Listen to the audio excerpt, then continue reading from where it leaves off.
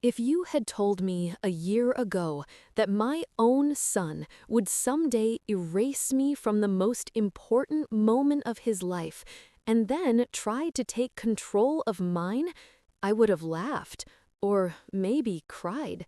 I'm not sure.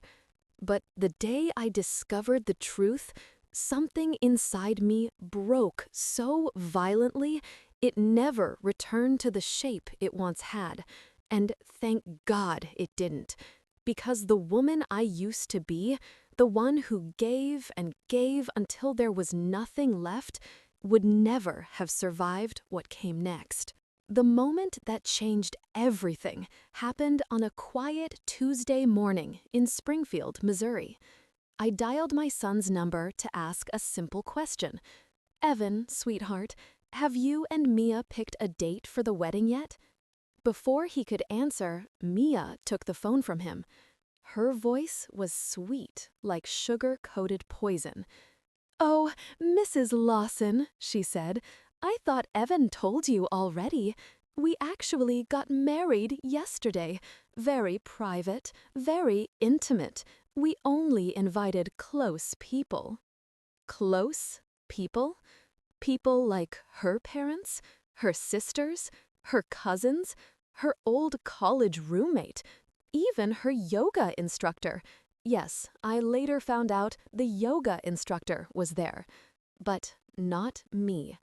Not the woman who had raised Evan alone after his father died in an accident when Evan was 9. Not the woman who had helped pay their rent since college.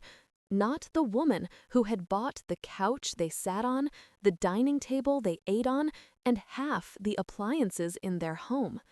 I wasn't close enough, not special enough, not wealthy enough, not useful enough. And that was the day I woke up. When your only child grows up, you expect to lose pieces of them. They move out, they fall in love, they start lives that don't revolve around you anymore. That's normal. What isn't normal is what I allowed. For 10 years, yes, 10, I had paid their rent more months than not. I had co-signed not one, but 2 credit cards for Evan.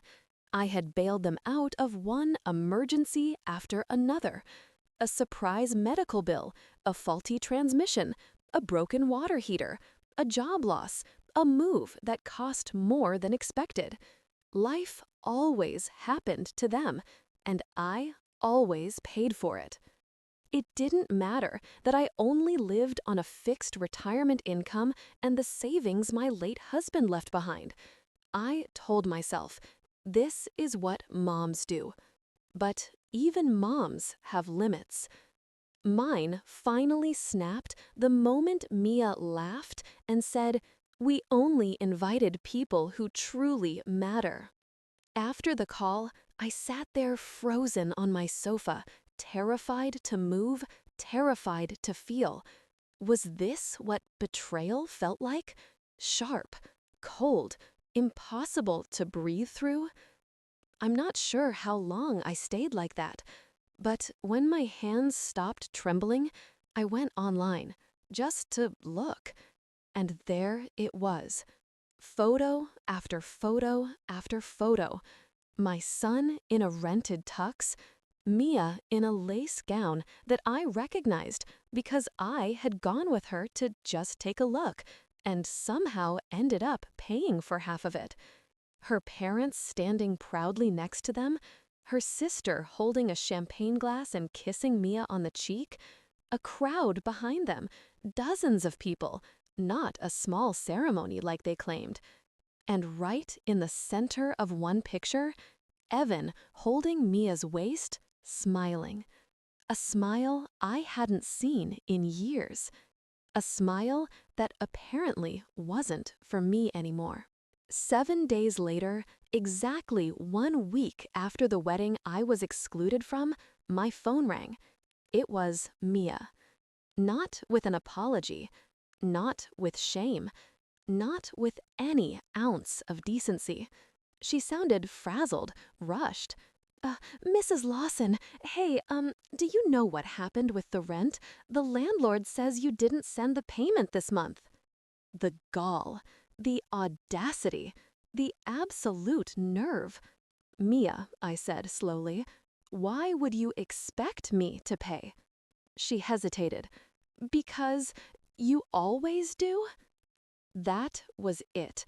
The last drop in a bucket overflowing with 10 years of ungratefulness. Well, I said, I thought you only invited people who truly matter. So from now on, I will only help people who truly matter to me. The silence that followed felt like lightning striking dry earth. Wait, what? Mia asked softly. I didn't answer. I hung up. Then I put my phone down and let myself sob. Not because of them, but because I had allowed this.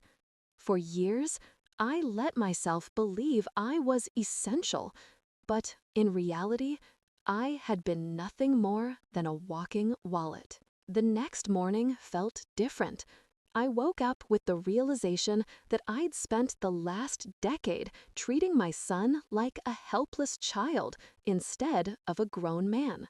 I brewed coffee, I sat at the kitchen table where I used to plan how to help them, and I took out a notebook. For the first time, I calculated exactly how much I had spent on Evan and Mia in the last 3 years alone. Rent, $750 times 33 months. Car repairs, $1,400. Furniture, $2,300. Wedding dress contribution, $1,250. Emergencies, $5,000 plus. Credit card balances I paid just this once, $3,600. Vacations they needed, $1,200. The number at the bottom made me sick. $36,000. Gone. Given away. Wasted.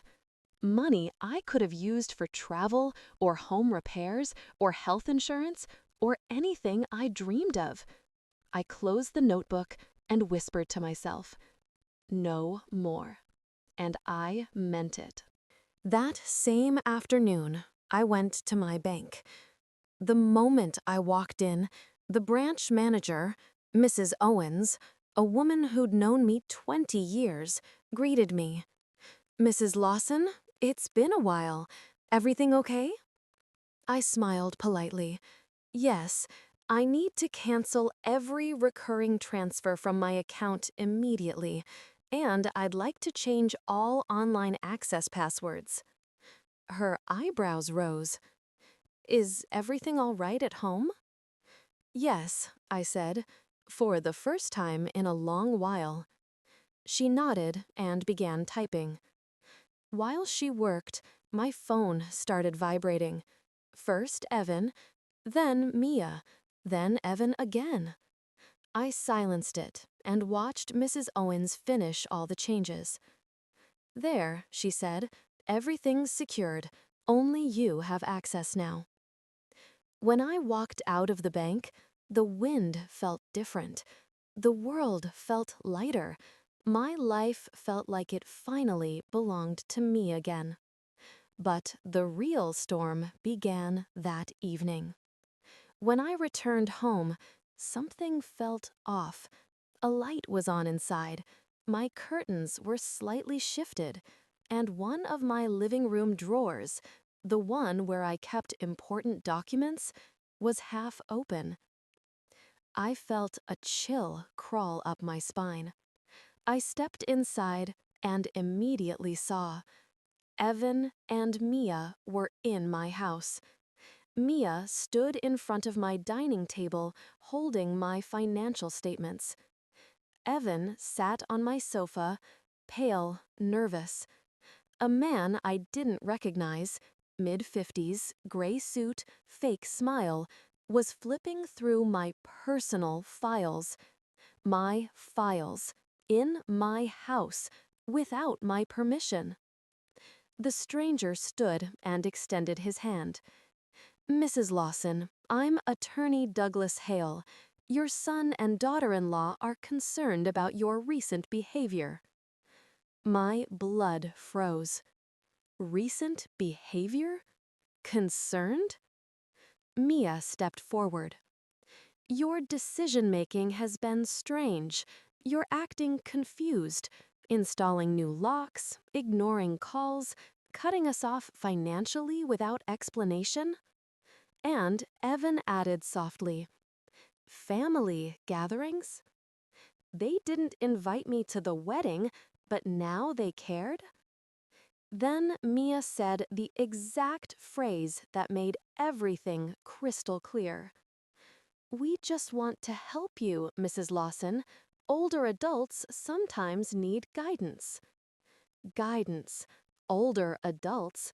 Concern? The lawyer wasn't there to help me.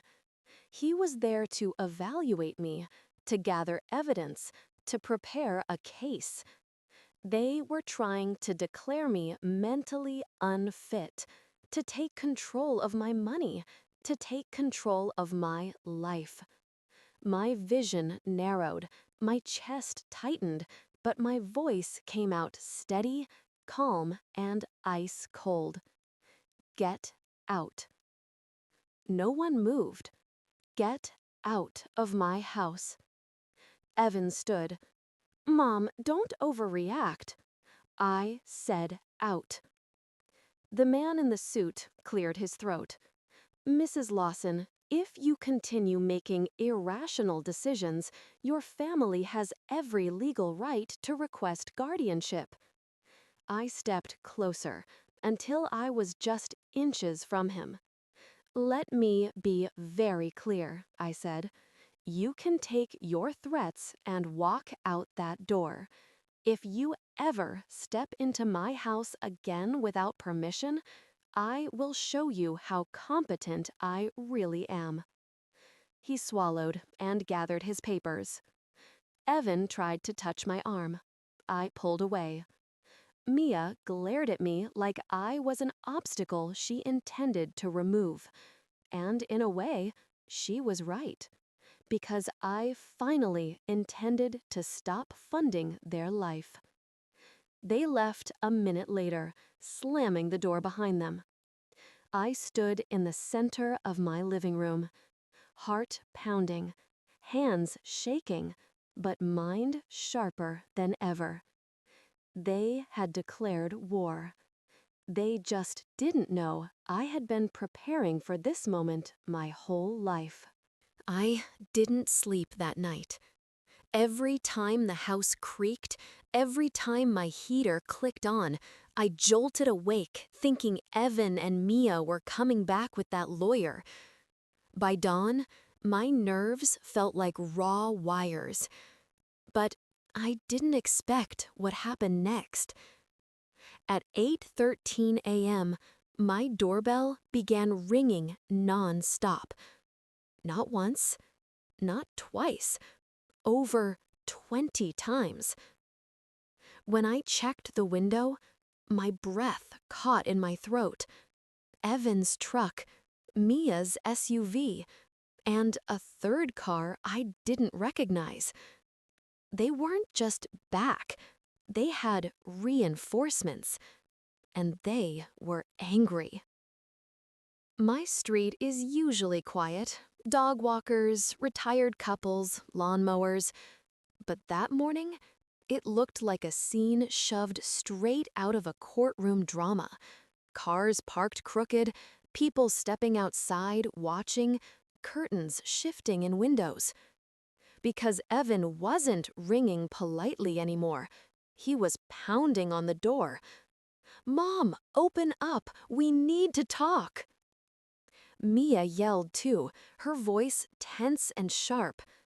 Mrs. Lawson, you can't ignore your family. And the third person, the stranger, was barking orders. Knock harder. She's inside. She needs an intervention. An intervention? They wanted to forcibly correct my decision. They weren't family anymore. They were invaders. I froze behind the door, heart jackhammering. Should I call the police? Should I wait? Should I run? Then the pounding stopped. A voice I didn't expect spoke up. My next-door neighbor, Mrs. Collins, an elderly woman with the gentlest soul on earth, stepped onto her porch and shouted, "Hey, stop harassing her. She doesn't owe you anything. Leave her alone." Evan spun around. "Stay out of this." But Mrs. Collins didn't back down. "This is my business when you disturb my neighbor at 8 in the morning." More neighbors stepped out. Some recorded the scene, some shouted at them to leave, some just watched the drama unfold like a TV show. It didn't matter. The moment the cameras came out, the trio backed away. They got into their cars, but stayed parked across the street, watching, waiting, planning. It wasn't over. It was just beginning. 10 minutes later, Evan called. I didn't answer. He called again, and again, and again. Finally, he sent a message. "Mom, if you don't open the door, we will take legal action. You're not well. You need help." Not well. Help. They were using the same language the lawyer used yesterday. I texted back, "Stop contacting me." His reply came instantly. "No, we're your family. You owe us an explanation." No, I didn't. For the first time in years, I owed them nothing. I blocked their numbers. For the next 2 days, things were quiet. Too quiet. I went to the hardware store, bought new locks, bought a new security camera system, bought pepper sprayed. Mr. Ramirez, the store owner who'd known me since Evan was a kid, frowned when he saw my list. "Trouble at home?" he asked gently. I didn't want to tell him everything, so I just said, "Family issues." He nodded with sympathy, but the worry in his eyes didn't go away. That night, I made myself tea and sat in my living room. For the first time in years, my house felt like mine again. Until headlights hit my windows at 11:47 p.m. Isn't it strange how headlights can feel like a threat when the wrong person is behind the wheel? I looked at the camera feed on my phone. Evan's truck, Mia's SUV, both parked outside my home in the dark. Engine off, lights off, occupants unmoving. Were they watching me? Trying to scare me? Gathering evidence they could twist later? I grabbed my keys and drove to the police station. The officer at the front desk, Officer Brooks, listened patiently as I explained everything. He didn't blink, didn't gasp, didn't say, "Are you sure?" That told me something very important. They'd seen this before. He typed notes. "Mrs. Lawson, we can file a harassment report. It won't stop them immediately, but it creates a paper trail, and trust me, you'll want that." I nodded. "And," he continued, "if they show up again or try to enter your house, call 911 immediately." As he stamped the paperwork, he looked me dead in the eyes. "Family or not, you have the right to feel safe in your own home." I almost cried. Not because of fear, but because someone believed me. 2 days later, I returned home from grocery shopping and immediately knew someone had been inside. Not because anything was stolen, but because something was moved. A chair, a picture frame, a document box. Subtle changes. The kind a stranger wouldn't know to make. someone who knew my house, someone who knew my routines. I checked the footage, and the air left my lungs. It was Mia. She used a key they still had, walked inside at 2:12 p.m., went straight to my office, opened cabinets, reviewed papers, took photos, left at 2:19 p.m. 7 minutes. That's all it took to violate my home, my privacy, my life. I froze the frame on my screen. Mia was smiling. Not a happy smile, a satisfied smile, as if she found something she could use, something against me, something she wanted. I locked every door, I locked every window. Then I called the locksmith and told them to come immediately. But while I waited, my phone rang from an unknown number. I answered without thinking. It was Mia. "Hope you're doing okay, Mrs. Lawson," she said sweetly. Too sweetly. "Evan and I were talking. We're concerned. You're acting unstable." Unstable. There it was again. Weaponized concern. Fake compassion. She continued, "We talked to a lawyer, and he agrees you might need help managing your finances." Click. I hung up. She called back. This time, her tone wasn't sweet. It was sharp as a blade. "You think you can cut us off? You think you can humiliate us? We're not done." I hung up again and blocked the number. I didn't realize it then, but she had already filed something that same morning. A claim, a petition, a step towards something ugly and powerful and extremely dangerous. 3 days later, I went to the supermarket. Just a normal Wednesday. Buy some vegetables, pick up milk, check out the bakery section like always. I turned a corner into the bread aisle and walked right into Evan. He wasn't alone. Mia stood next to him, arms crossed, smile smug, eyes cold. "Mom," Evan said, loud enough that nearby shoppers turned to look, "why haven't you returned our calls?" "Because I blocked all of them." "Why are you avoiding us?" Mia added. "Because you're dangerous." "Are you feeling confused today?" asked, voice dripping with fake concern.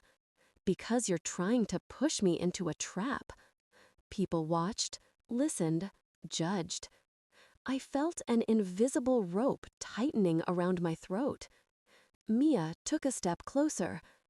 "You know, Mrs. Lawson," she purred, "if you can't handle basic communication, maybe you really do need someone to help you manage things." I whispered, "Get away from me." Evan scoffed, louder. "See, this is exactly what the lawyer was talking about." The lawyer? The same one who examined my private files? The same one who threatened guardianship? The same one who now has ammunition? Because this supermarket scene wasn't random. It was staged, performed, recorded on Mia's phone. Finally, I snapped. I didn't scream, I didn't cry, I didn't beg. I leaned in and said quietly, "If you ever show up in public to humiliate me again, you will regret it." Mia smirked. "Oh, Mrs. Lawson, you have no idea what we've already put in motion." She took Evan's arm, and they walked away, laughing, smug, triumphant, as if they had already won. When I got home, there was an envelope taped to my front door. Not delivered by mail, hand-delivered. The return address? County Family Court. My stomach twisted. I ripped it open. Inside was a document that made my knees go weak. A petition to declare me mentally incompetent, filed by Evan Lawson and Mia Lawson. 3 supporting witness statements attached. A psychiatric evaluation ordered. A court date set. And, highlighted in bold, request for temporary guardianship over all financial assets. My son, my only child, was trying to take control of everything I owned. My money, my house, my accounts, my future. I sank onto my porch steps. The world tilted. The sky spun. My vision blurred. Not from shock anymore. From betrayal so deep it felt like drowning.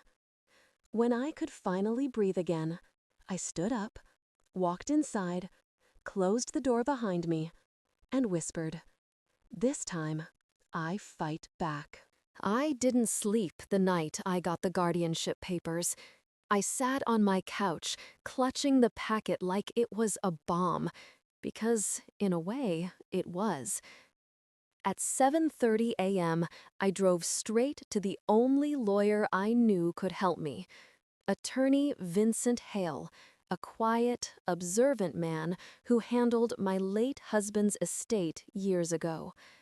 His office still smelled like old books and cedar. He took the papers, read them carefully, and then looked up with an expression I will never forget. "Mrs. Lawson," he said, "what your son and daughter-in-law are attempting is one of the most aggressive forms of elder financial exploitation." "I figured," I whispered. "But this," he tapped the highlighted lines, "is not just about money. They're trying to get full guardianship. They want control over your medical decisions, property, access, everything." My throat tightened. "You mean they could put me in a care home?" He nodded slowly. "If they win this petition, yes." My entire body went cold. He leaned forward. "But I'm going to stop that." "How?" I asked. "We go on the offensive, immediately." Chapter 16, The First Strategy. Expose the lies. Vincent wasn't like the first lawyer they brought into my house. No rehearsed kindness, no fake calm, no slick words. He was all logic, all precision, all war.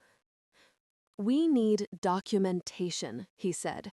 "Every dollar you spent on Evan and Mia, every message, every photo, every witness.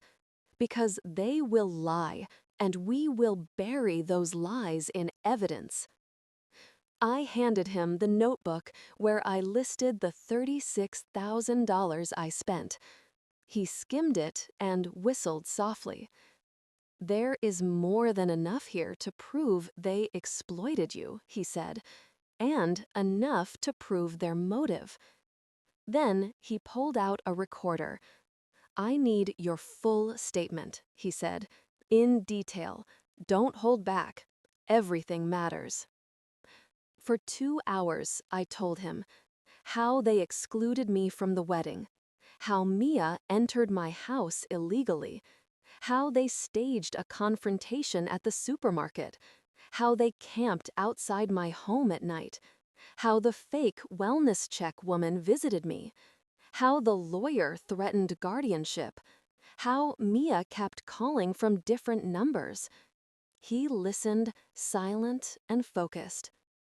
When I finished, he pressed a button and said, "This is enough to crush their petition." Then he added something terrifying.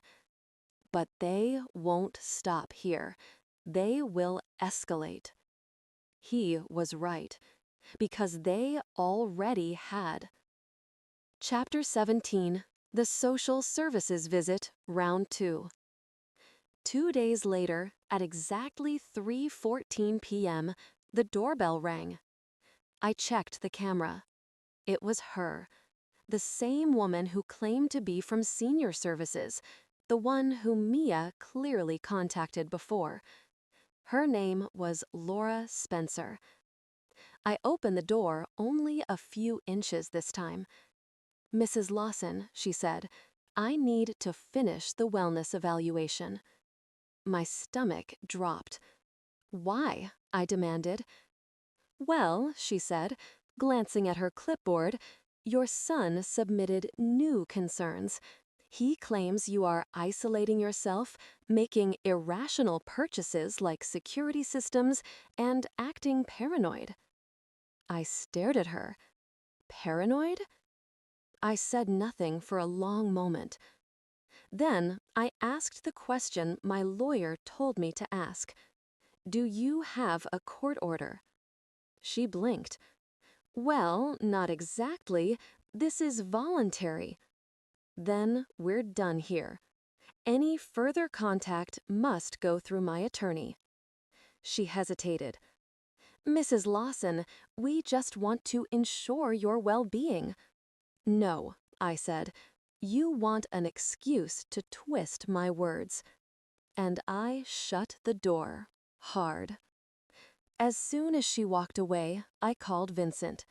He didn't sound surprised. "They're trying to build a case. They want you to say something they can use in court." "What do I do?" I asked. "Nothing," he said. "Let me do the fighting." Chapter 18, the CCTV footage that turned everything. That night, while checking my camera feed, I noticed something strange. A car I didn't recognize pulled up at 1:12 a.m. A man stepped out. He walked straight to my mailbox, pulled out my letters, opened them, photographed them, put some back, took others with him. Then he left. My heart hammered. This wasn't just harassment. This was mail theft, federal crime. I printed the footage, drove to the police station, handed it to Officer Brooks. He watched the clip and swore under his breath. "Ma'am, this is serious. Did you recognize him?" "No," I said. "Do you think your son or his wife hired this man?" "I don't know, but I wouldn't be surprised." He nodded grimly. "This goes straight to detectives. And don't worry, this helps your case a lot." I exhaled, trembling. Score one for me. The next morning, I needed air, badly.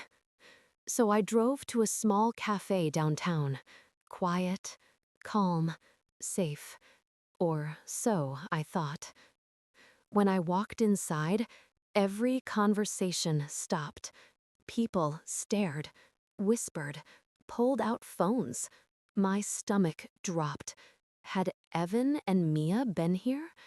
Had they talked to someone? No, it was worse.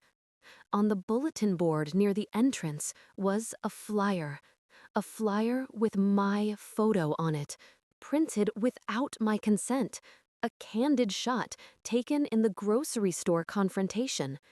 The headline made my hands shake. "Missing elderly woman, possible dementia. If seen, help contact family immediately." My knees buckled. Someone rushed to help me. It was the barista. "Are you okay, ma'am?" I couldn't speak. I ripped the flyer off the wall and stared at it.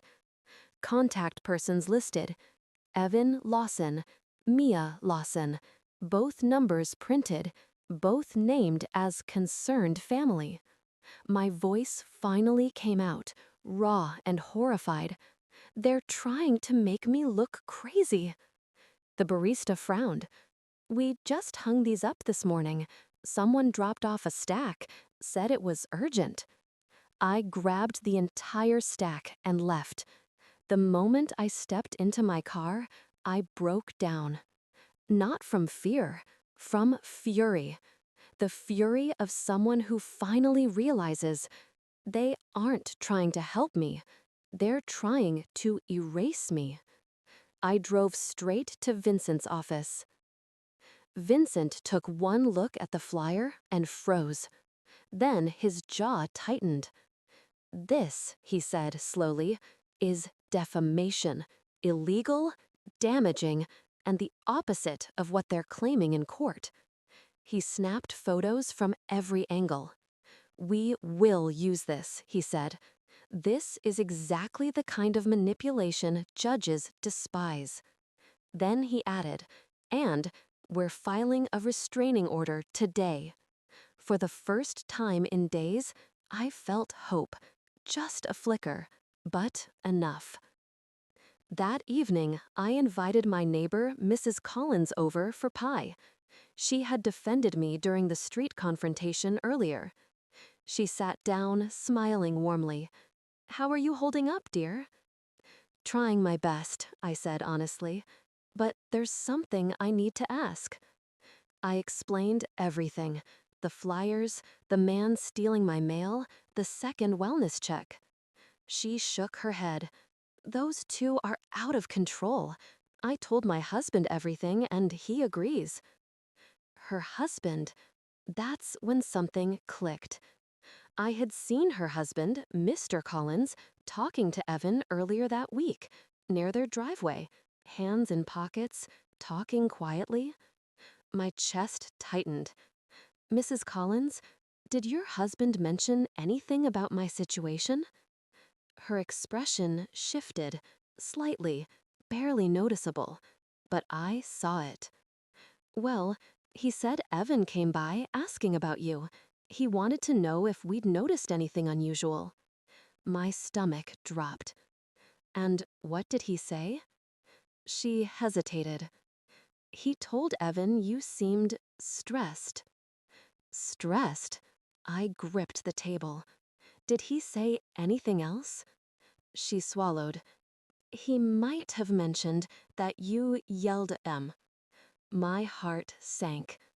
Her husband, one of the few neighbors I trusted, had given Evan ammunition, and he didn't even know the truth. "Mrs. Collins," I whispered, "they're using people. They're twisting everything." She grabbed my hand. "I'm so sorry. I didn't think." I pulled my hand away, not angrily, just tired. So very tired. Another crack in the foundation. At 9:18 p.m., as Mrs. Collins left, there was a hard, urgent knock on my door. 3 knocks, sharp, authoritative. I checked the camera feed. 2 police officers. My heart stopped. I opened the door. The taller officer spoke first. "Mrs. Lawson, we received a call from your son. He claims you're in danger of harming yourself." I stared at him in shock. "What? That's a lie." He nodded calmly. "We figured as much. But by law, we still have to do a wellness check. May we come in?" My throat tightened. This was exactly what Evan wanted. A police record. A statement. Anything he could twist in court. "No," I said firmly. "My lawyer told me not to allow any entry unless there's a court order." The second officer nodded. "That is absolutely your right." But the first officer added, "But we do need to ask, do you feel safe?" "Yes." "Are you thinking of harming yourself?" "No." "Is anyone threatening you?" I looked him dead in the eyes. "Yes. My son and daughter-in-law." He didn't even blink. He just wrote it down, and then said quietly, "We hear that a lot more than you'd think." When they left, I locked the door.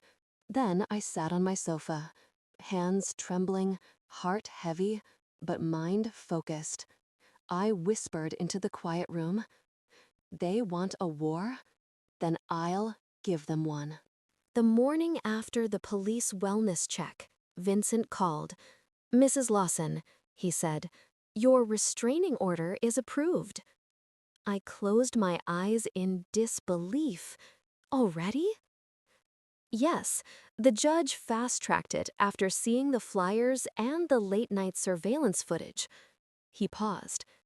And because your son is clearly escalating. I exhaled slowly. What does this mean?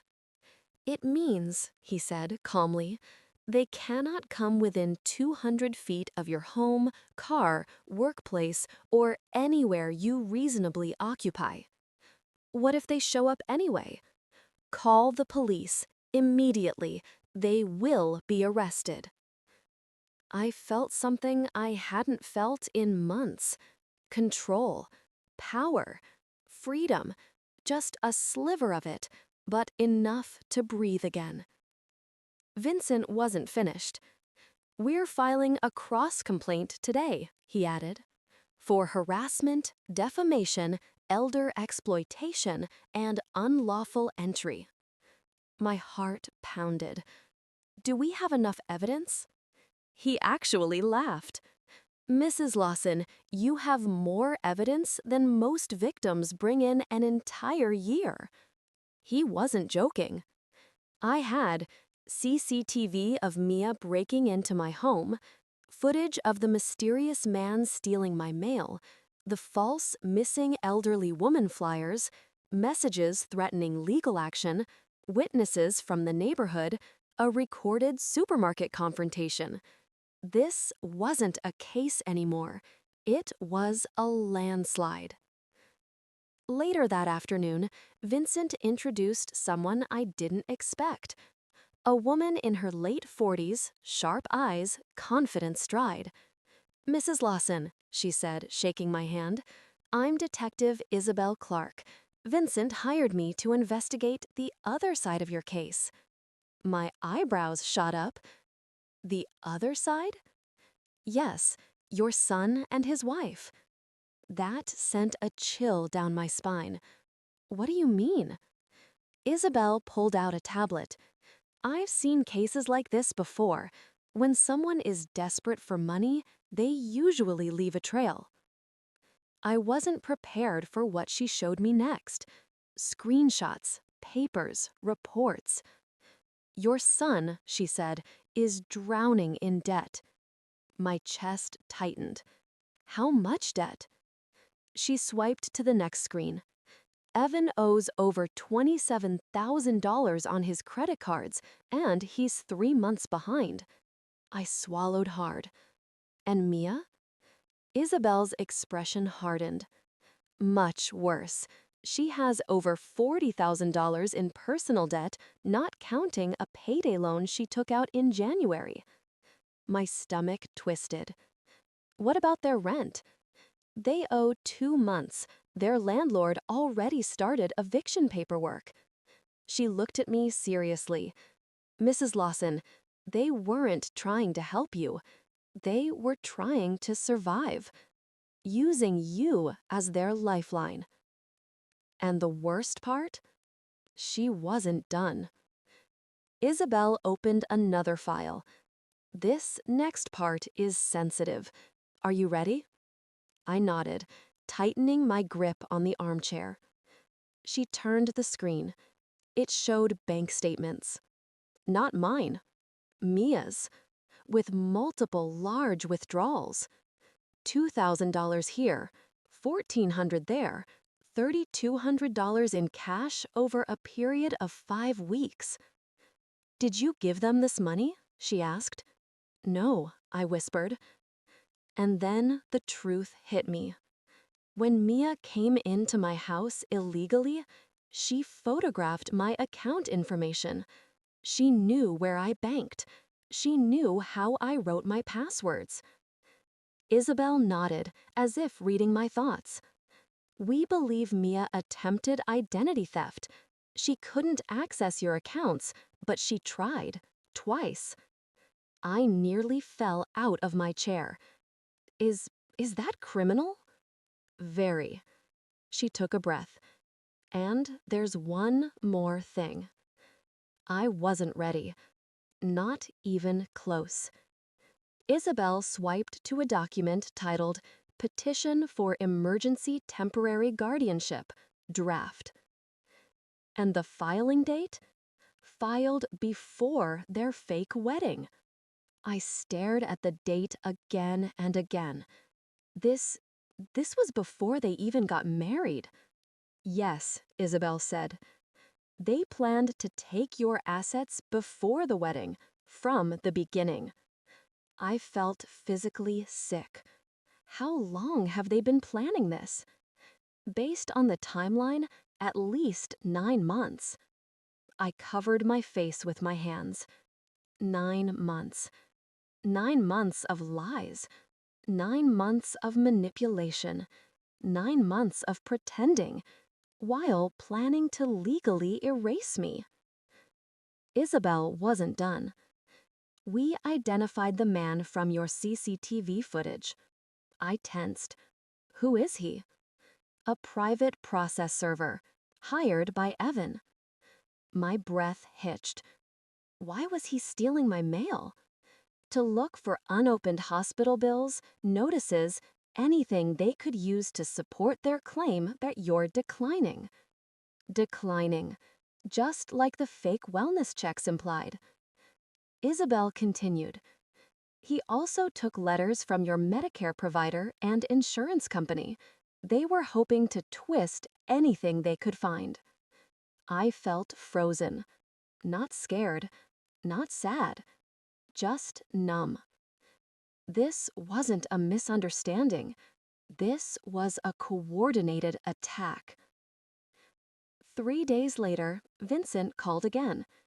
We need to prepare for court, he said, and I need you calm. Calm. Easier said than done.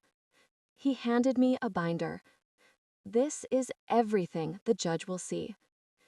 Inside were bank statements, harassment reports, photos of the flyers, screenshots of threatening messages, footage of the mail thief, the police wellness check report, a notarized statement from my doctor proving I had no mental issues, witness statements from neighbors. Mrs. Lawson, he said gently, you have one of the strongest cases I've ever seen. I exhaled. And your son? What will they bring? Vincent's expression hardened. Manipulation, lies, manufactured evidence, fake concern. I swallowed. And what do we bring? He smiled slightly. The truth. The night before the hearing, I couldn't sleep. My house was quiet.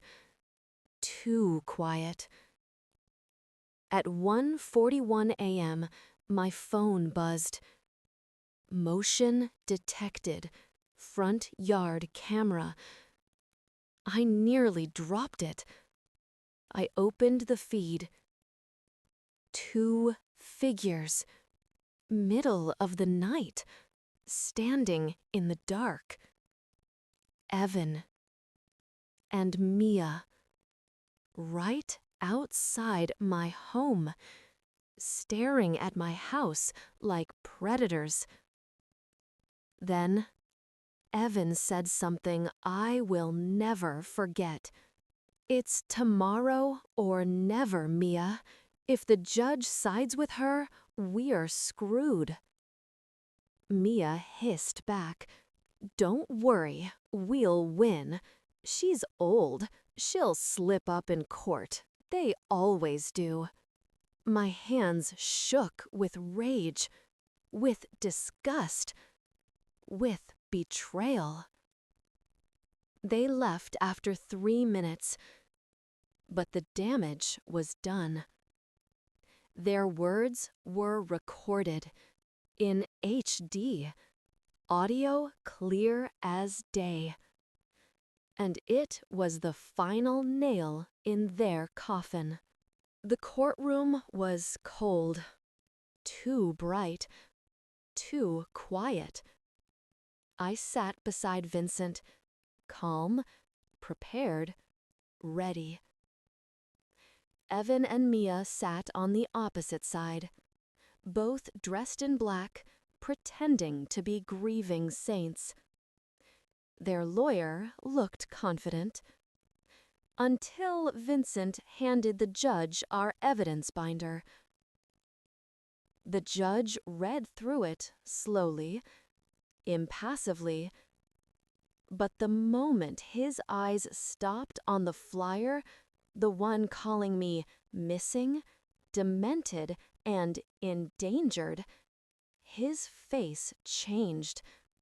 His jaw clenched. His expression hardened. He looked up. "Mr. Lawson, would you like to explain this?" Evan opened his mouth. No sound came out. The judge wasn't finished. "And this?" He held up the surveillance photo of Mia breaking into my house. "And this?" Footage of the man stealing my mail. "And this?" A printed transcript of Mia's late-night phone threats. "And these?" Financial statements showing their massive debt. "And this?"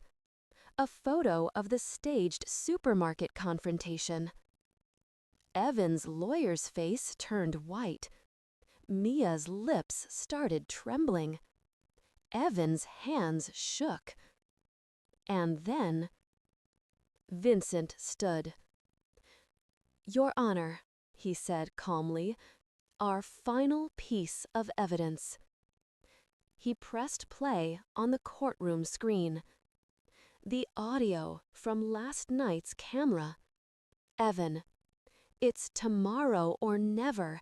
If the judge sides with her, we're screwed." "Mia, don't worry, she's old. She'll slip up in court. They always do."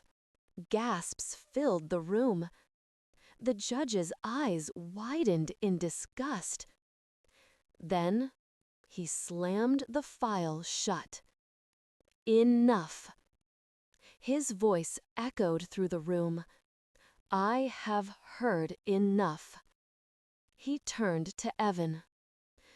"To attempt to strip your mother of her rights, to fabricate evidence, to harass her, to break into her home, to exploit her financially, this is one of the most shameful cases I have ever seen." Mia burst into tears. Evan stared blankly, swallowing hard. The judge continued. "The petition for guardianship is hereby denied." My chest loosened for the first time in months. "And furthermore," he added, "I am granting Mrs. Lawson a permanent restraining order." Gasps. Whispers. Mia sobbing harder. "And I am ordering an immediate investigation into the plaintiffs for elder abuse, fraud, mail theft, and identity-related crimes." The lawyer beside them almost fainted. Evan sank into his seat. Mia covered her face. The judge's final words echoed like thunder. "Mrs. Lawson, you are free." And just like that, it was over. But not really. When the judge said the words, "Mrs. Lawson, you are free," it didn't feel real. Not at first. For months, I had lived in fear. Fear of losing my home, my savings, my independence, my dignity. The people I loved most had tried to erase me, replace me, control me. And suddenly, a stranger in a black robe said I was safe. But freedom, true freedom, doesn't arrive in a single moment. It comes in pieces. And part 5 is about how I rebuilt those pieces into a life they never expected me to have. The courtroom emptied. People whispered, reporters scribbled notes, even the bailiffs exchanged looks. But I didn't move. Not until Vincent touched my shoulder. "It's over," he said softly. My voice cracked. "Is it?" "Yes," he said. "And you didn't just win. You exposed them." I looked across the room. Evan was still sitting, face pale, eyes blank, like the gravity of the situation had just slammed into him. Mia was crying into her hands, not out of guilt, not out of regret, out of fear. Fear of consequences, fear of exposure, fear of losing the financial lifeline she thought she deserved. For a moment, Evan looked up. Our eyes met. There was no love in his eyes, no apology, only humiliation. He opened his mouth as if to speak. I looked away. That was harder than anything I had done in months. 30 minutes later, 2 detectives approached me just outside the courthouse. "Mrs. Lawson," the older one said, "we'd like to discuss next steps." I frowned. "Next steps?" He nodded. "Yes, ma'am. When a judge orders an investigation into elder abuse, fraud, and identity theft, it becomes a criminal matter." I blinked. "You mean Evan and Mia could—" "Yes," he said calmly. "They could be charged." My breath hitched. I didn't want this. Even after everything, a part of me was still a mother. But the detective saw through me. "You're not responsible for what happens next," he said quietly. "They brought this on themselves." And deep down, I knew he was right. Within days, everything started falling apart. For them, not for me. First came the eviction. Their landlord, already furious about unpaid rent and the trouble at my home, filed an eviction notice. Legally, my restraining order meant they couldn't use me or my finances as an excuse. Then came the credit card companies, collections, threats, frozen accounts. Then the payday lender contacted Mia's employer. She had secretly taken a loan using her employer reference. That didn't go over well. Then came the police.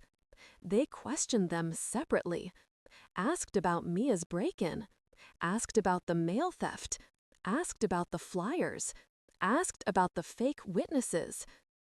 And during questioning, Evan cracked. Not physically, emotionally. He said just 4 words. I trusted her idea. Her, Mia. He pointed the finger. She pointed it back. And even though I didn't know the details at the time, I knew deep in my bones the 2 of them were falling apart. It took 3 weeks for the storm to finish tearing their life down. Arrow, Mia was fired from her job. Her employer saw the investigation paperwork and removed her instantly. Arrow, Evan moved back into a friend's basement. He had no savings, no job, and no mother to bail him out. Arrow, their marriage began to crumble. Detective Isabel told me later that during questioning, they barely spoke to each other. Arrow, they both hired lawyers, expensive ones, lawyers they couldn't afford. Arrow, they accrued a mountain of debt, fines, legal fees, overdue rent, credit cards in default. And, worst of all, every person who once admired them now knew the truth. They weren't victims. They weren't caretakers. They weren't concerned family. They were exposed. Completely, utterly, irreversibly. Around the time their lives were collapsing, someone, knocked on my door. It wasn't Evan. He was barred by the restraining order. It wasn't Mia. It was Evan's childhood best friend, Tyler. I hadn't seen him in 20 years. He looked uncomfortable, holding his baseball cap.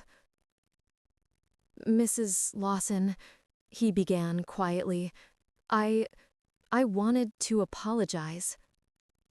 My eyebrows lifted. "For what?" He sighed. "Evan came to me months ago. He told me he needed help proving you were, slipping." My heart throbbed painfully.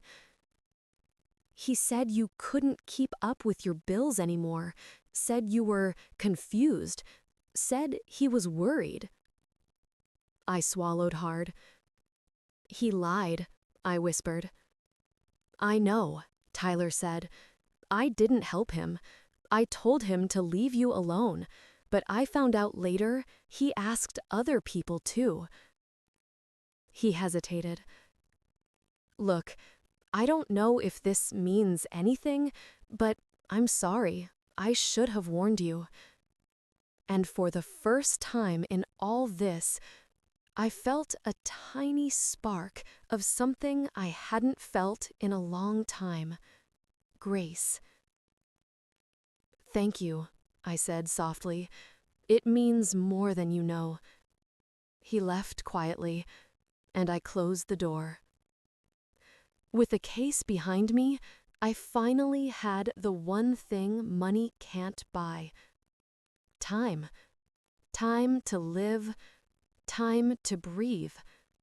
Time to rediscover who I was before I became the world's most exhausted mother. I did things I hadn't done in decades. I joined a watercolor painting class. I started walking by the lake every morning. I reconnected with old friends. I cooked for myself again. I visited towns I had never explored. I even booked a trip to Savannah, Georgia. I had a home filled with peace instead of fear, quiet instead of chaos, freedom instead of control. And you know the crazy part? Every day that passed, I realized something. I wasn't lonely. I had been lonely when I was surrounded by people who didn't love me. Being alone was freedom. Being used was imprisonment. One afternoon, a letter arrived from Evan. I didn't open it. I didn't read it. I didn't even hold it for more than a second. I dropped it directly into a drawer. Later, curiosity got the better of me, and I read it. Inside were the words of a man drowning. "Mom, I lost everything. Mom, Mia left. Mom, I don't have a job. Mom, I need help. Mom, please call me." But in the middle of all his desperation, there wasn't a single word missing from the entire letter. Not even one. "I'm sorry." That told me everything I needed to know. I put the letter back in the drawer, and it has stayed there ever since. Months later, I sat on my porch one evening, the sun warm against my skin. The street was quiet. The birds were singing. The light breeze made the leaves dance. Mrs. Collins came over with her small dog. "How are you, dear?" she asked. "I'm good," I smiled. "Truly?" "Truly." We sat in silence, and I realized something astonishing. I wasn't waiting for the other shoe to drop. I wasn't waiting for a call filled with threats. I wasn't waiting for a late-night doorbell. I was free. Finally. Completely undeniably free. Some nights, I sit outside and stare at the stars. I think about the woman I used to be, the one who picked up every phone call, the one who paid every bill, the one who excused every disrespect, the one who tried so hard to be valued, the one who believed love could be bought. She's gone, and thank God, because in her place stands someone stronger, someone wiser, someone who loves herself. I didn't win because I fought harder. I won because I finally fought for myself. I hope anyone listening learns this one truth. You don't owe anyone access to your life just because they share your blood. Love is a gift. Respect is earned. Family is behavior, not biology. And freedom? Freedom is the reward for finally choosing yourself.